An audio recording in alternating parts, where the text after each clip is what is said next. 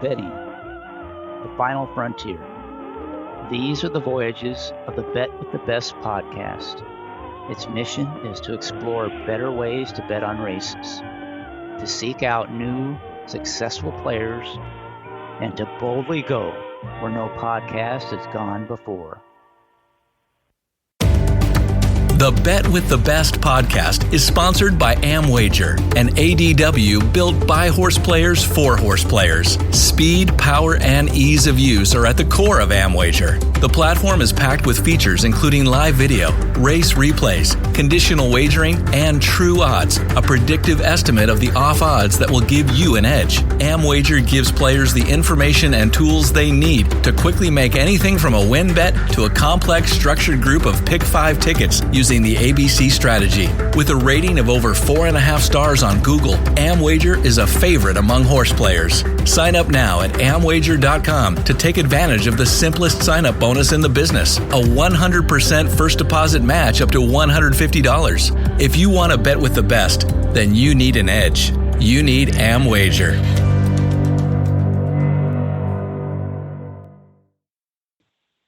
Welcome to episode 39 of the Bet with the Best podcast. Joining us on the show for the second time is pro player and computer modeler, Dennis Montoro. Welcome to the show, Dennis. How's it going? Thanks for having me back, Chris. Excited to talk once again.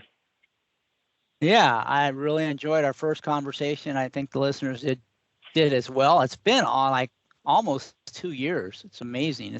Time just flies. And I know you were relatively new as a professional player in horse racing then, and you probably have evolved since then. So we're going to talk a little bit about that. But first, I want to congratulate you on your upcoming marriage. When are you tying the knot? Fall of this year, actually. So we're doing a couple different things. First, we're actually gonna get married in Italy in September of 2025, and then we're gonna have a stateside reception in Las Vegas in October. So a busy year for me, but it's we're very happy about where we're going with our lives. So.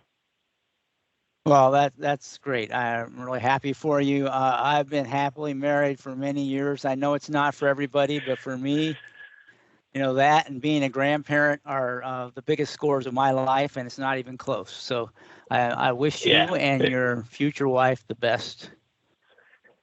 Thank you. All right, so let's get started. I'm not going to have you share your horseplayer origin story. For people who want to hear that, I highly recommend that you listen to episode 9 of the Bet with the Best podcast. That was the first time that Dennis and I chatted, and I think you'll get a lot out of that. It's all evergreen conversation. But in that, you did kind of talk about your approach, and you use computers and modeling. And so for those who haven't heard that, why don't you kind of recap sort of your basic approach and how you use computers and modeling to play the ponies? So why don't you kind of get going with that? Sure. As you kind of said, I'm kind of labeled, I guess, as a computer player or a model player. But for me, it's, I think my main focus is acquiring different types of data and using a computer or a computer model to basically strip the data of any biases that are in the market or look for data that can be predictive and not baked into a price, and ultimately take that data and transform it into some sort of output that can lead me to bets that I believe that contain value. So, the computer is just a tool for me, and it's very, very powerful in terms of, in the year 2025, the computing power that can be used by anybody these days is extremely powerful. And I think, obviously, I guess, for people who don't use a computer, like it's a big edge to be able to crunch the amount of data that you can these days, I guess is my point. So that's how I would describe where I'm at in 2025 and in terms of how I describe my approach.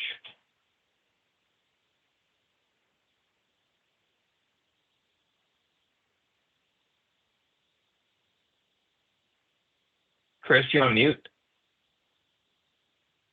Sorry, I got to get that first on mute out of the way early. So why don't you describe sort of for a layperson what it means to be a computer modeler, just kind of how you do that, how it's different than somebody who doesn't use a computer. Well, I will explain how it's different, but I will say that it's very, very similar. I think like the main difference is that a computer is similar to a human brain in that it just can compute and crunch data at a higher speed and at a higher level. That to me would be the main difference. But, typically, when you're building a model, which has a very, very subjective definition, there's many, many different types of models. But what you're doing is you're trying to take different types of data and weight them a certain way to transform into some sort of output. That output could be many different things. It could be the probability of a horse winning a race or any sort of probability, the probability of finishing out of the money, or it could be transforming workout data to some sort of workout score. And, models are not just used for prediction purposes, but, we see them every day now with AI kind of growing and, different types of weather models and stuff like that. So, but all of the models are basically have some sort of input, AKA data that they're taking a look at and looking at what is going to be more predictive than other types of data and transforming into some sort of output. So the types of data that are entered into your model, are they the kind of the standard stuff that you would read in past performances? Is it something else or something that plus something else? I mean, what sort of inputs do you go into the model? All of the above. I think it depends what you're trying to model, like I was saying earlier. So if I was trying to model public perception or what I think the public is going to create their own fair odds line or something like that, or basically what I think the prices might close, I might use data that is more publicly available and used by more handicappers than not. Like, the famous example would be like buyer speed figures. But if I was to create a model that would show me some sort of edge for, long-term purposes over many, many bets, I would probably use more data that's not publicly available. And this can come in many different shapes or form. It could be taking public data and transforming them into a different style. It could be taking public data that might be perceived as a positive, but through modeling, it might have a negative kind of connotation. Same thing with I think we talked about this in the last interview, but in some cases, buyer speed figures are so publicly utilized that if you're creating a fair odds line from scratch, it'll have a positive weight. But if you're actually looking to use it to make money, meaning using it to find under bet horses, then it might actually have a negative weight when you look at it. And I think that's very difficult for people to understand, but it's kind of something, once you kind of flip the switch of understanding how power mutual markets work, it should make a lot of sense. Yeah, I forgot the original question, but can you remind me what it was? Well, it was just sort of what inputs go into your model. And you're answering that. Yes. So you said, Yeah, yeah, you look at all that publicly information. Oh, okay, keep going then. Keep going. yeah. Sorry about that. I just spaced out for a sec. But yeah, the public data will be used to help me assess the public. But what I would call more proprietary data, and this can come in different forms. I'm going to use, for myself to help me kind of shape my own numbers or my own kind of weights on things. And, that should make a lot of sense just in terms of like what you're doing, because since this is a pari-mutuel game, you need some sort of assessment of the public. And the definition of the public, I would say, is obviously all the money that you're going to be up against. And this could be, your basic retail player, your weekend warriors, even the CAWs. It's how the markets are actually going to be shaped. And I think in the year 2025, it's something that you kind of really, really, really need to know is where the markets are going to land. And it might be different based on the pools that you're playing, but having some sort of understanding of how a horse is going to be bet is uber important. And, just going back to like more proprietary data, it could be data that's very or less public. It could be data that you collect yourself, not necessarily with horse racing, but there's been other markets that I bet where I've actually collected my own data. Like I just come up with my own hypothesis. There's no data that's hidden on the internet or even, publicly available, but I'm collecting it myself because I think there's some sort of edge to do that. And those are the best types of data because nobody else has it theoretically, unless they're collecting it themselves. And, as long as there's signal there, that's the best type of data to have. So, there are some obscure kind of data sets out there with horse racing that are less used.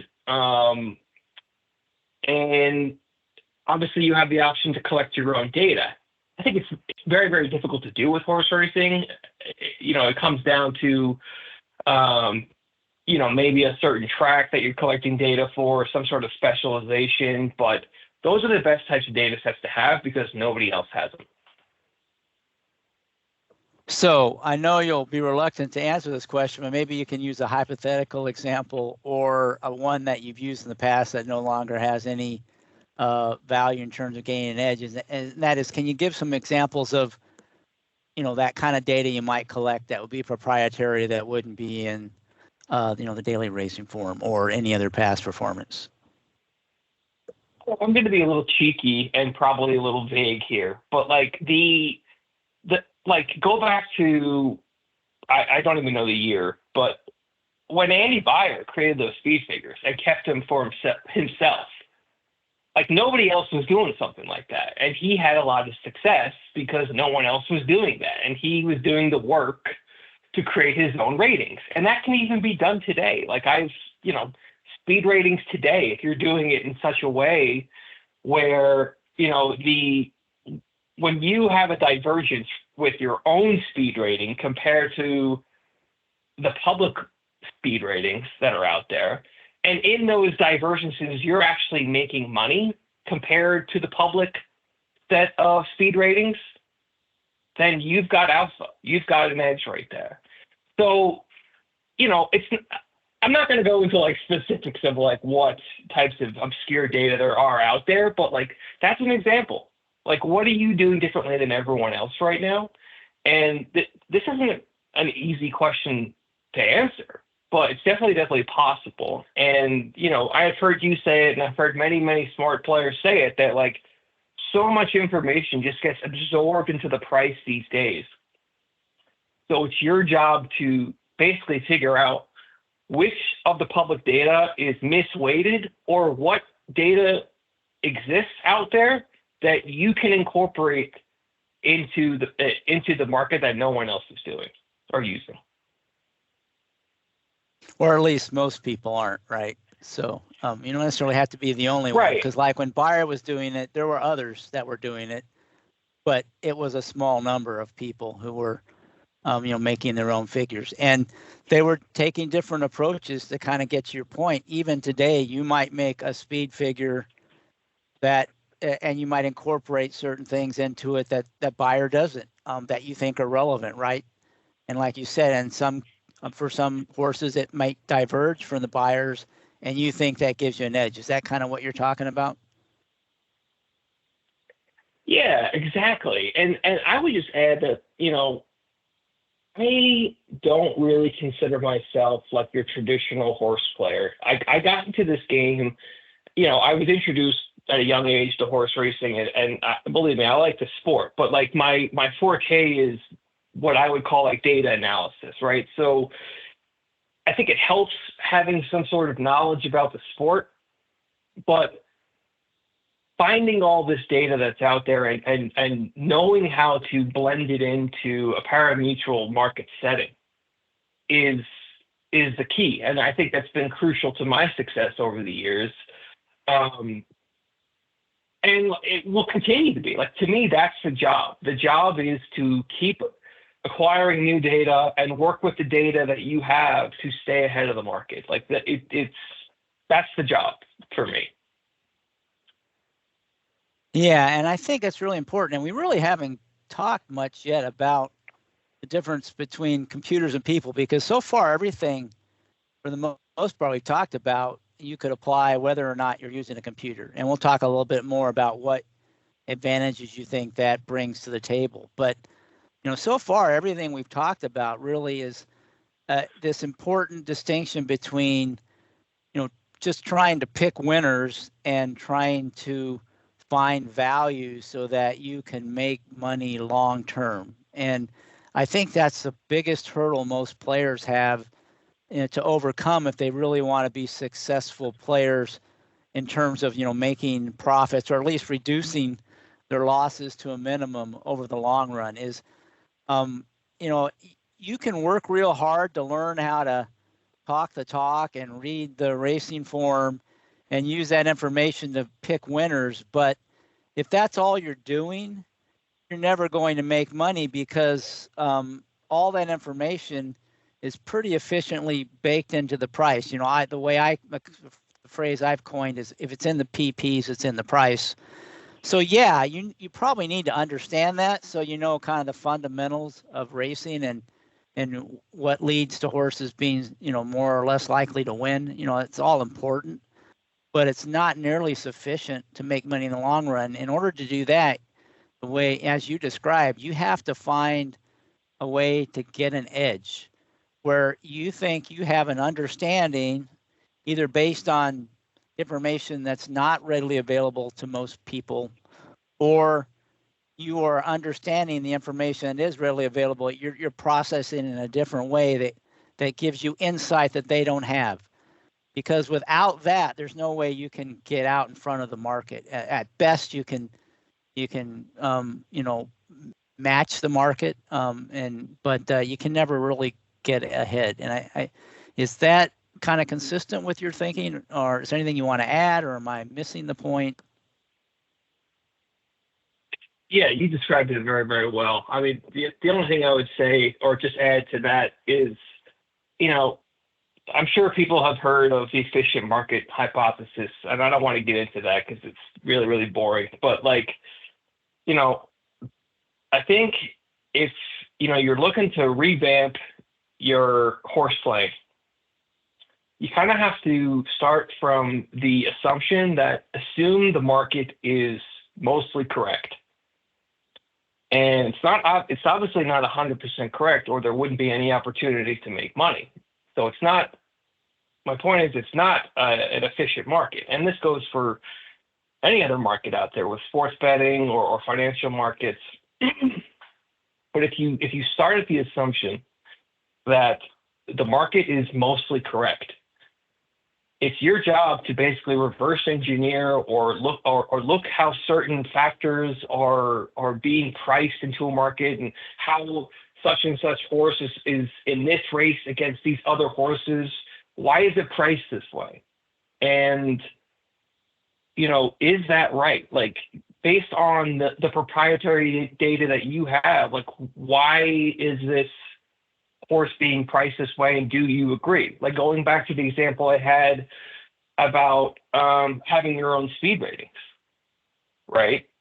You can strip out the prices and just take a look at, you could take a look at prices, strip out everything except buyer speed figures, and just take a look at, okay, now I understand there's a linear effect of, here are the buyer speed figures and why the horses are priced a certain way.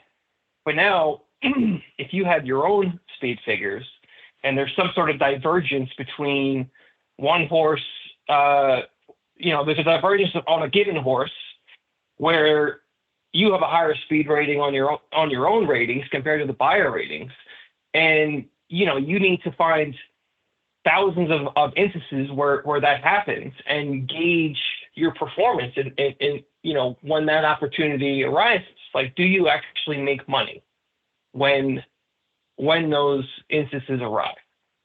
And just circling back, that's kind of the approach of assuming the market is right, because there's a lot of information that's bet into the market, whether it be CAW, retail, or anywhere in between. And it does a good job of being directionally correct of what a given horse should be priced, but it's not perfect. And there are plenty of mistakes that are made that can be taken advantage of. So it's finding this, different types of data that might, I don't want to say the word disagree, but I guess like diverges from the market, where you find these opportunities. And these edges could be large, they could be small, but there are large edges to be had, even when the pricing is obviously not great. But they do exist, and it's mostly just because that certain horses in a parimutuel setting are overbet, and therefore other horses are underbet, or vice versa. It depends on what your approach is. Are you looking for losers that are going to be overbet, or are you looking for potential winners that are going to be underbet? And, there's kind of this seesaw effect in the parimutuel setting where, obviously the takeout is the takeout, but different horses are going to have different potential returns for your dollar. Like, your dollar bet on every horse in the race is going to return a different amount of money.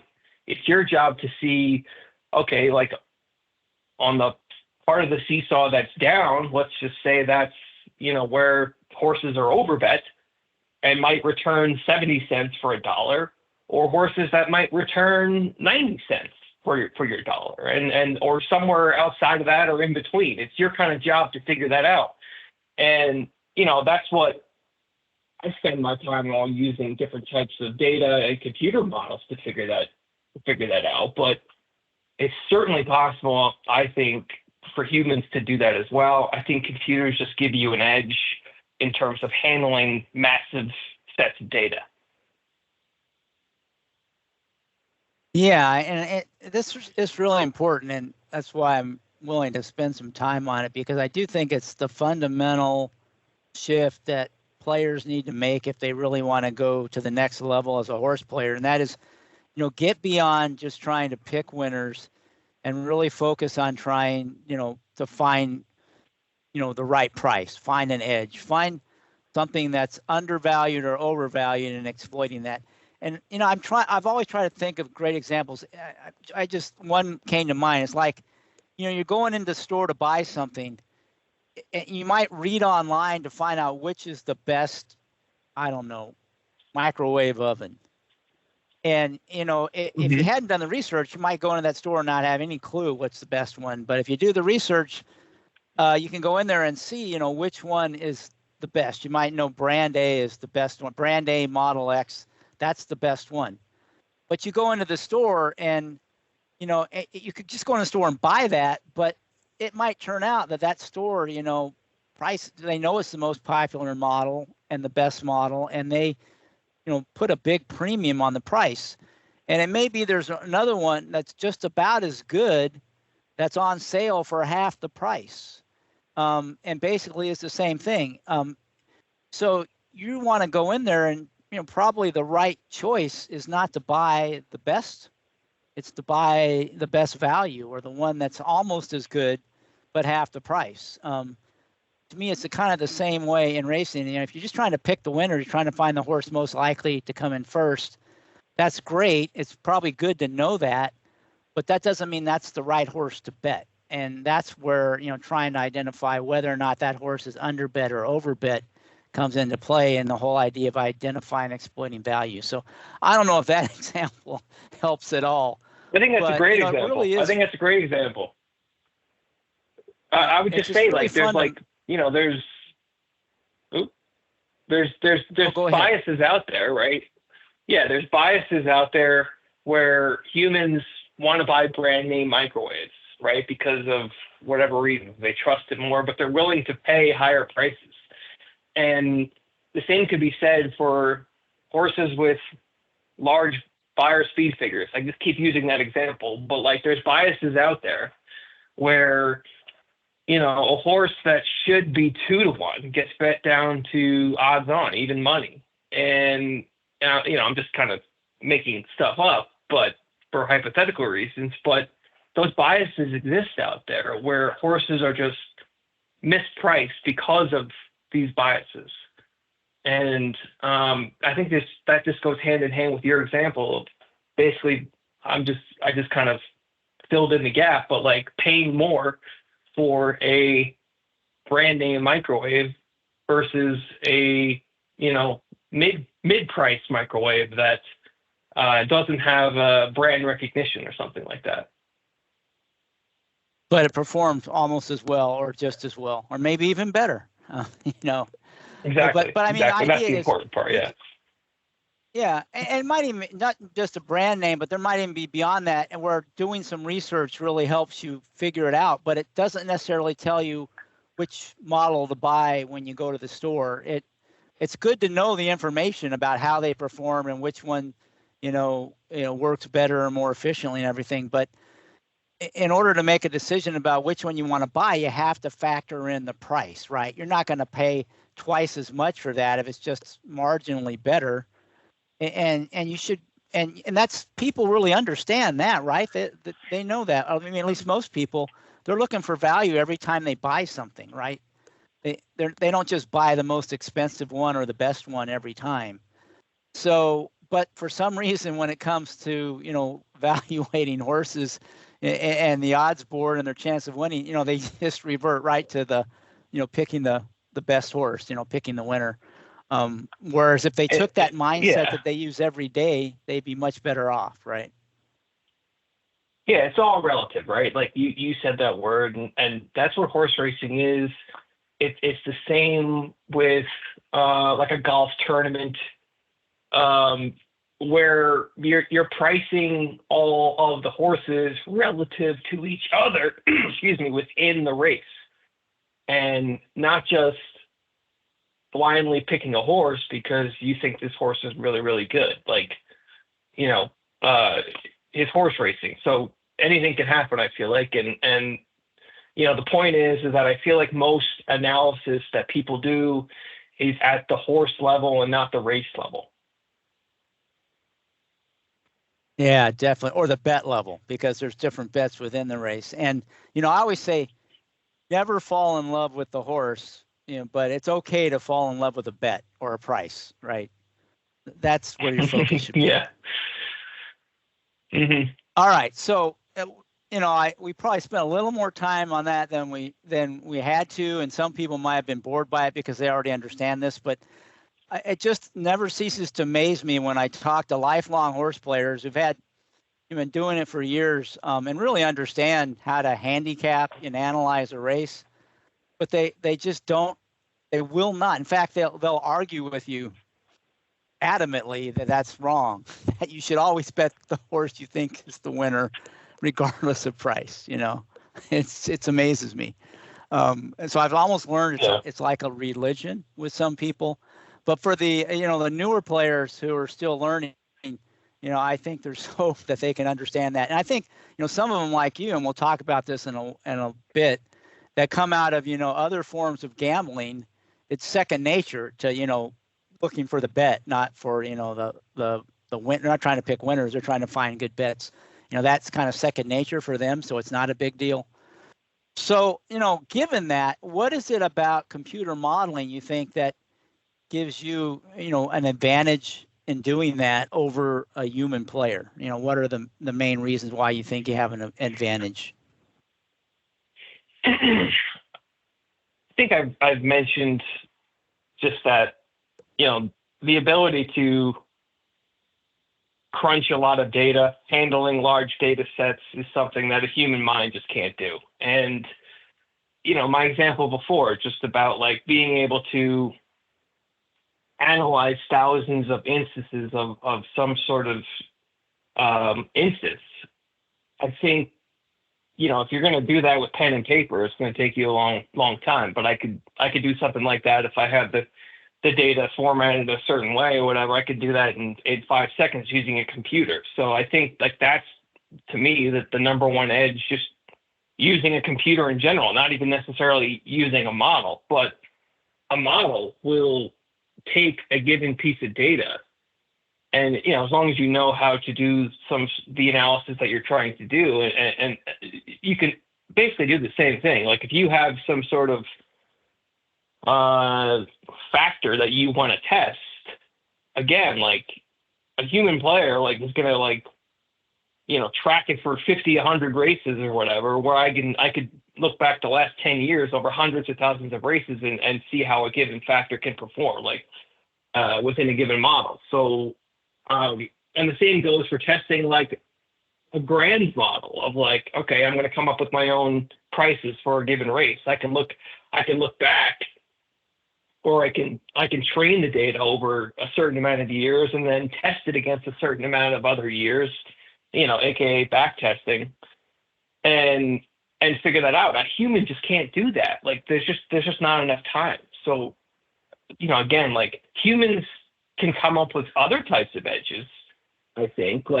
Just to rewind a little bit, once upon a time, I was very, very naive and very, very stuck up when it came to building models. And I used to just think that was the only way to win.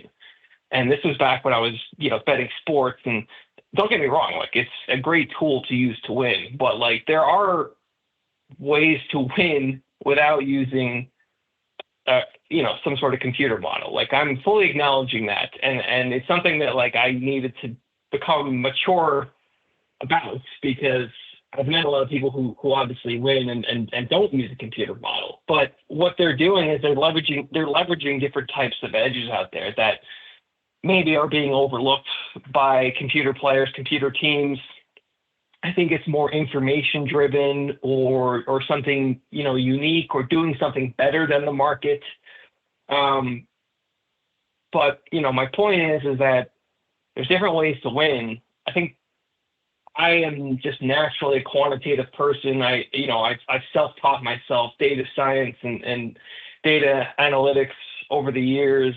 My former career was in what I would consider data analysis. But for me, horse racing was so attractive eventually just because of the amount of data and how I can leverage computing power and machine learning, data science, whatever you want to call it, to come up with bets. So I think I answered your question and maybe touched on a couple other things. Yeah, I think you spent most of the answer talking about how you can use a computer to help find edges by back testing all kinds of data and making all these hypotheses and testing them out, or just having the computer help you find things. But the thing you didn't mention, but I'll maybe you can expand on, because I know it's another advantage, is just, if you find an edge, how do you exploit it? Because, you can analyze and bet on, all kind of races, a lot more races than a human could, right? You could probably look at every card at every track for certain things, instantly and make bets that in a way that humans probably aren't capable of doing. Would you agree with that, or is that not part of the arsenal? Yeah, I think it runs parallel to kind of what I was saying, just that like a computer can handle more and more information and data. So like in that regard, you can leverage that technology to help you, cover more information or cover more tracks, make more bets. Like we didn't even get into any sort of automation, but like a lot of this stuff can be fully automated where whether you have some sort of data feed and you want to format it a certain way, or if you're collecting data like pool data would be a big one for me. Like obviously like that's a huge part of what I do is just like assessing pool data, but a race that's run today is something I'm going to study eventually as part of a larger data set to assess how horses are being priced today. So I think just like the technological advances over just like the human touch is just, it's not even debatable. So I mean I don't that's just like the big thing for me. And obviously like the teams are fully they probably have the best tech and not even probably they do. So that's kind of what you're up against. But again, that doesn't mean like the human touch is, just a guaranteed loser. So at least, do you think it's just a matter of time before the teams get even better, or players like you get even better where, the human player that doesn't use a computer has no chance? Or do you think there's always going to be a place for, the sharp human mental models to find a place in the market? How do you feel like that, longer term? It's a really, really tough question to answer. I think if you want like specifics of like how much longer, like will there be money making opportunities? I think to some degree they'll always exist. I think,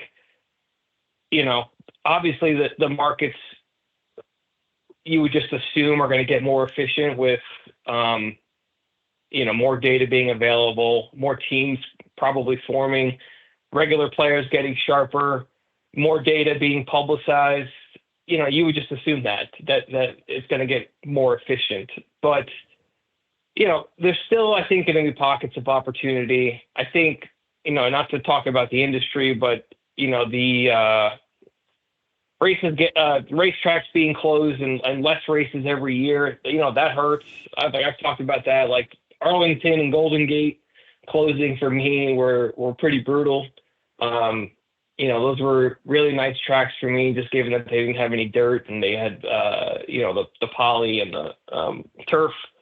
Stuff like that, I think, hurts because those are, just tracks and surfaces that are a little more misunderstood compared to dirt.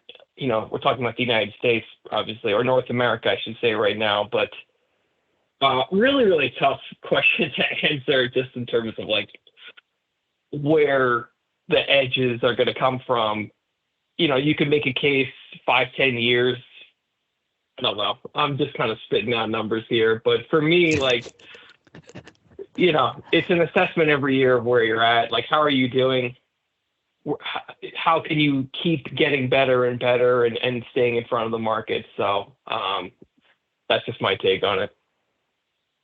Yeah, and I think for you as a modeler or even the teams and individual human players, that's a good point. I mean, for sure, you're going to have to continue to evolve and get better and change your approach if you want to continue to be successful, because things are changing rapidly, and what worked 20 years ago may or may not work today or 5 or 10 years from now. So that's a good point.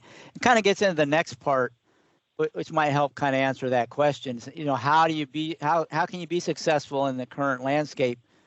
Well, let's talk a little bit about that in terms of, are you, since you have a computer and you can automate things, are you out there trying to bet every race on every pool like the big computer teams, or do you narrow it down somehow? And if so, what's your process for there and reasoning for that? Kind of what's your approach there? Yeah. So, good question. Probably a long answer. Like once upon a time when I started to realize that I had something here, like I had an edge, I tried to basically go from, going 10 miles an hour to 80, basically very, very quickly. And by that, I mean, I tried to basically apply what I was doing to every single racetrack in North America and for most races, let's just say. And I think it was, 2023, I bet 10,000 races, which is probably close to, or a little less than a third of all the races in North America in a given year. And it was just a grind. Like I made money. I was happy sort of with the results, but it took a lot out of me. And I had this I don't know. I was trying to mimic CAWs. Like I wanted to be like a solo CAW. And it's just really, really hard to do as a solo player. And what I've transitioned to in 2024 was betting significantly less races. I can't remember off the top of my head. I want to guess like 4,000 races. But it made me, well, first off, I had a much healthier ROI. I had more winning weeks than the year before. And, my point is that I really stressed my race selection, which, it's not something that I invented, obviously, but I think that's a key tool that a player should learn how to throttle when betting, is coming up with some sort of system or some sort of methodology to select which races to bet. And that could be for a lot of different reasons. I think like when people hear me say that, they just assume like, oh yeah, bet wide open fields with 8 or more horses or something like that, or bet maiden races. And of course, like that's a good way to approach it. But also like you need to leverage your confidence. Like, what are you actually good at? Like, where does your edge come from? And how does that overlap with the races for today? And, you don't want to be betting races where you're not like really, really confident on it, I guess is my point. And that's why, like, I've never really been a horizontal player, is that, there's been a couple of reasons, but one of them is that, it's really, really hard to feel confident about a sequence.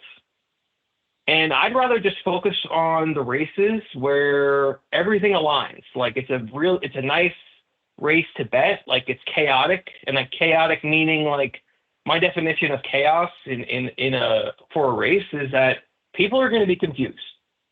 People are going to be confused on how horses are going to be priced. I'm going to price them better than them, and I'm going to be able to assess the race better than everyone else because of historical confidence in this type of race or some other elements of that my models are telling me. And this is just to say that betting more races is probably a given that you will improve your ROI. Like as long as you're kind of following what I'm saying, like betting races you're more confident in. And this is a problem just in terms of like for a pro player or semi-pro player, just in terms of like being able to bet at scale. But I've spent like the last couple years working on that for me because like I need to amass a certain amount of handle just to, support my lifestyle or whatever, just to have an income target, I guess.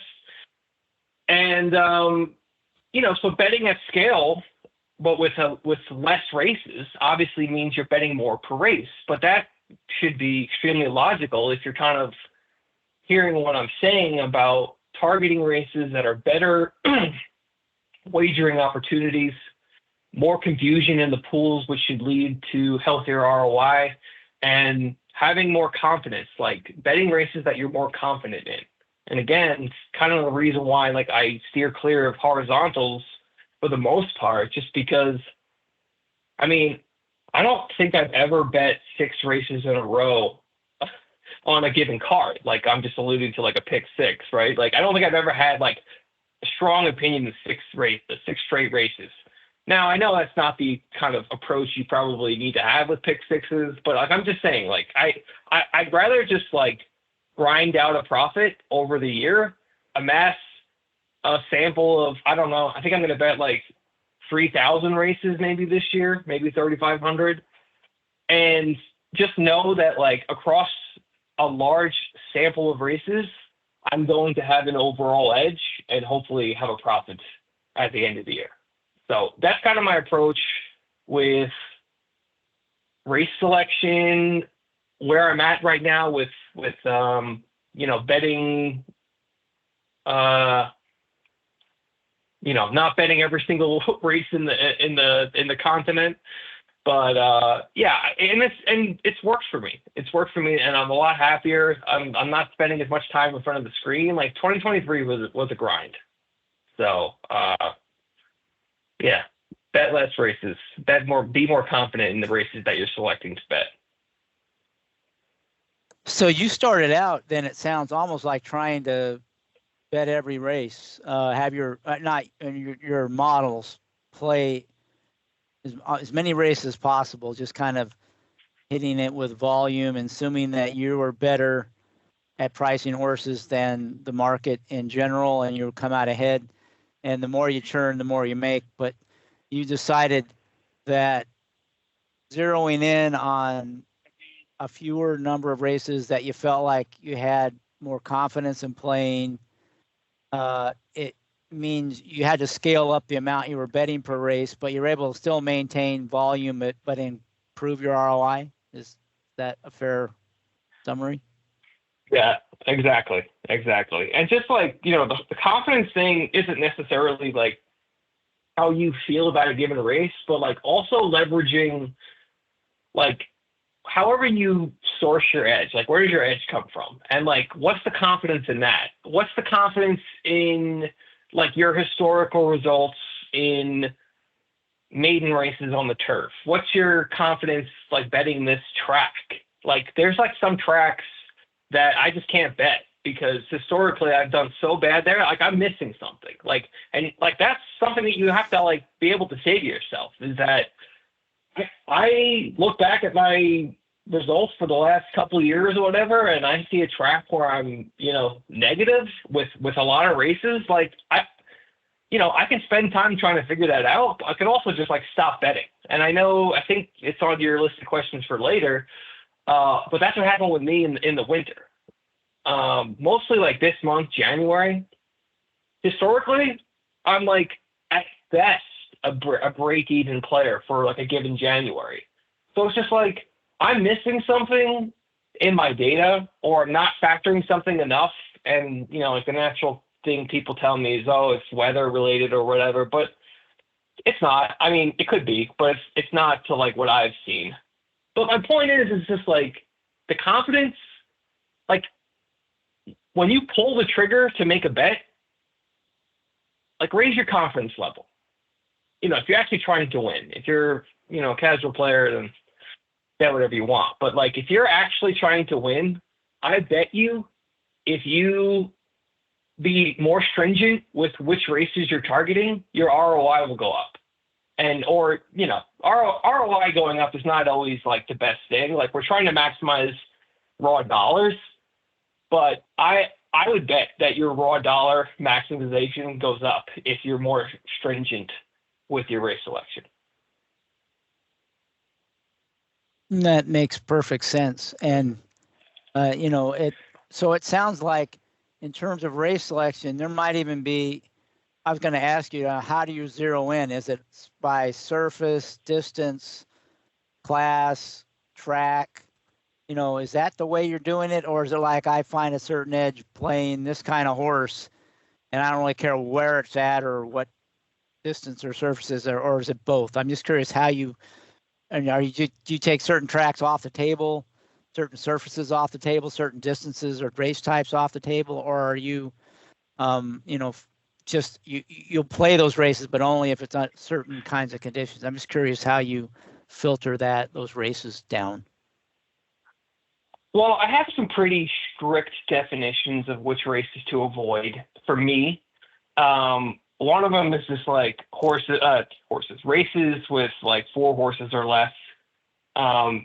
It's just extremely difficult to make money in those races. We don't need to spend time talking about that. There are specific tracks that are typically like what I would consider C and D tracks that I don't play. And going forward, I've even trimmed that list even more. Like, talking about the tracks I can't beat, like the small tracks for me are just more difficult to beat and not worth my time. Like, just given like the pool sizes, I actually think, some people say like, oh, the CAWs, aren't there. I actually think it's the opposite. They actually represent like a larger percent of the pools there, in my opinion. And maybe it depends on the track, but like, I think it's more competitive than ever to try to beat those tracks. And there's other potential shenanigans and less truthful data that comes out of those tracks. So I just kind of avoid those tracks.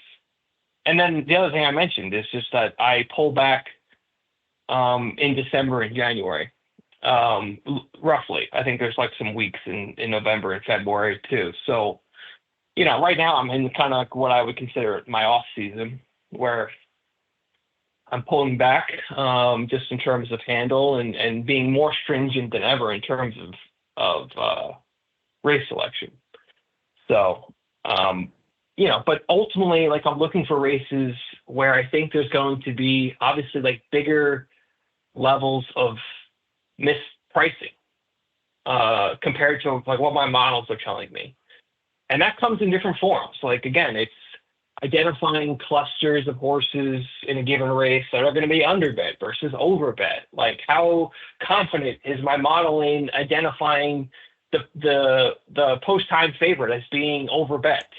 And again, going back to the seesaw effect, like if there's a odds-on favorite that I think is going to be massively overbet, well, given the seesaw effect, like there's going to be a horse or other horses that are going to be underbet. So how confident am I in that? Like, what type of race is this? How many horses are in the field? There's just a linear effect of like more horses in the field, the more potential mistakes are going to be made in the pools. So, more opportunity to find that value. So, all of these things kind of factor into my race selection model. And again, that's even a model of which races to bet. Like, how do I grade this race in terms of opportunity, and how confident am I that the data that I'm using to assess this race is actually going to be good? Because it's really difficult to be good at every single race. And that's kind of what I deduced. And I foolishly kind of made that assumption years ago. I was trying to be this solo CAW, betting as many races as I could. Not every single race, but a ton of races. And it's just like a better life to bet less races with higher edge. Yeah, I mean, there are other benefits. It's less work, although when you automated things, I guess maybe it's not as much less work as you think. But also taking, a month or two off in the winter is probably good mentally, right? And socially, I would think as well. There are some other benefits to that. Yeah. Being so. Oh, yeah. 100% agree. I can't understate that like, this was the first year I've really, really pulled back. I think last year I kind of did, but this year, like, I've just had way less screen time, and it's just been great to kind of have a mental reset. But now, like, it's January 19th today, and like I'm probably like 2 weeks away, I think, from ramping back up, and I'm kind of chomping at the bit. So I think that's kind of like where you want to be. Like, I think like for the weekend warriors, like they feel the same way, right? Like they're working during the week, and then they can't wait to play the ponies on the weekend. I'm kind of the same way now, but like when I'm in the thick of it, like not that I get like super bored or anything like that, but like it is a grind. It is a mental grind. Just like any other job, I guess, like where you're living and breathing it, but like there's what you need to do, but that kind of gets old at some point. Yeah, and it sounds to me like what you do is you do kind of have a model for race selection, and humans could have a mental model of that. And for me, I'm kind of hearing this. I'm not going to pin you down on it, but you're looking for like bigger fields, a certain field size, are higher, probably certain surfaces. It sounds like you prefer.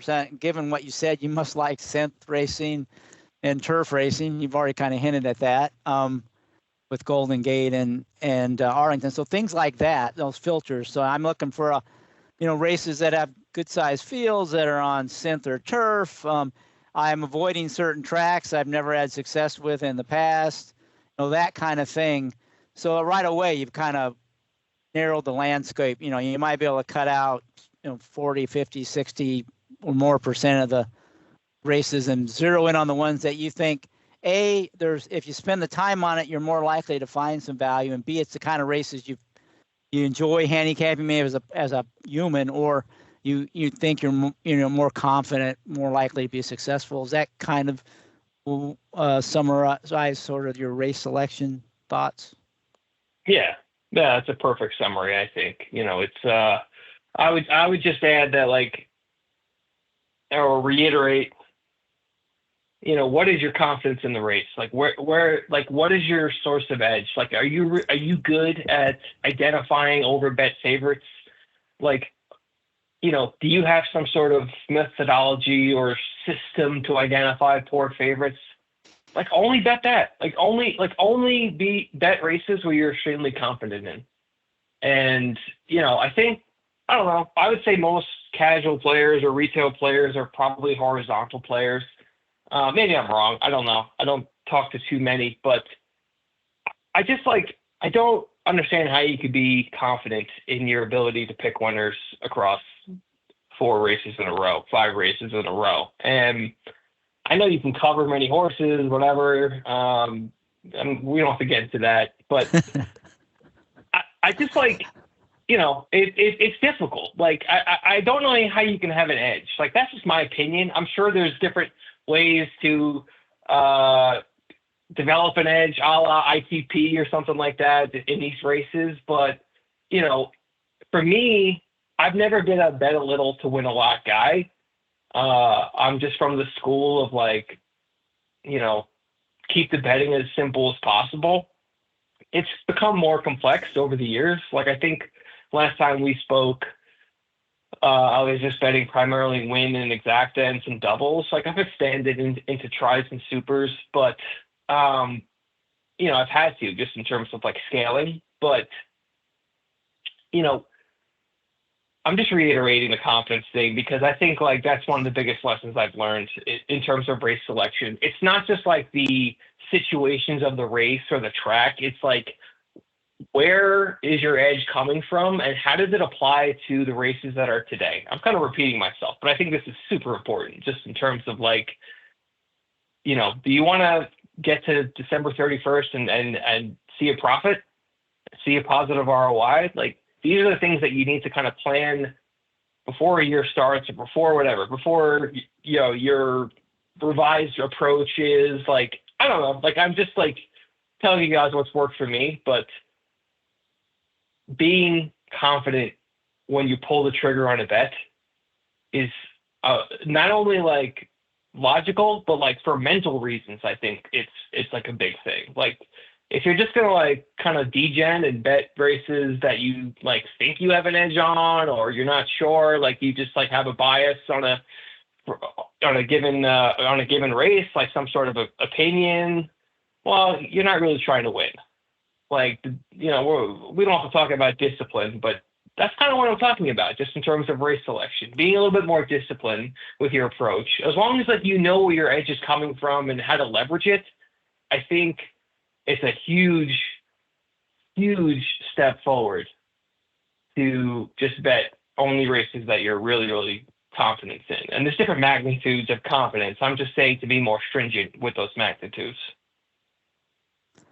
Yeah, and I think what you said about the casual players that play horizontals, I think the fact that there's no way most of human players can be confident about every type of race, that they tend to fall into these bad habits of wanting to spread a lot. It's because they have no confidence. You know, there's no way they could have confidence in every leg. So the ones they don't, you know, obviously, you know, human nature would be you want to spread, right? You want to spread out because you aren't confident.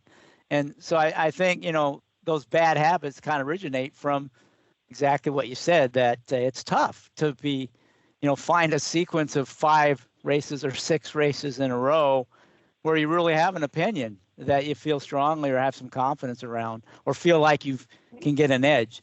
And, you know, of course, you're not going to find an edge in all 5 or 6 races typically, but, you know, feel like you have enough of edge in some of the races to make, you know, a horizontal play. So I think what you said is probably true, and it reflects, you know, a lot in the way, you know, people develop some of these bad habits. You know, one of the worst habits is this, you know, habit of really spreading out in multiple legs of a horizontal where you don't have a strong opinion. Because if you think about it, when you're doing that, when you're spreading out in the races where you don't have a strong opinion, that means you're spending more money on the races you think are the ones you're less likely to be successful betting. And those are the ones you're putting most of your money on through the horizontal plays. So it's, you know, almost, you know, stupid way to do it if you think about it in those terms. But most people don't think about the math, and they're just trying to hit, you know, trying to not pick a winner, but have a winning ticket. So that's a really good point. And that's probably a good place to stop. And we can, and we'll pick it up in part 2 in the next podcast, where we'll talk more about maybe the pool selections and some more about identifying value and some other topics. But I think that's probably a good place to pause right here for part 1. In the meantime, for those of you who've just listened to this podcast, if you want more and you're anxious to hear some more from Dennis before the next podcast comes out, I encourage you again to listen to that previous episode 9 back in, I think, June of 2023 is when we talked with Dennis on Bet with the Best. Go back to that podcast, listen to that, and then we'll have part 2 coming up in not too distant future. But until then, I want to thank Dennis for coming on and sharing his insights. He's always really open, which is one thing I really appreciate about him. Not everybody in his position as a professional player is willing to share insights with his competition, so I really appreciate that. And also appreciate all of you listeners, and may you boldly go where no horse player has gone before.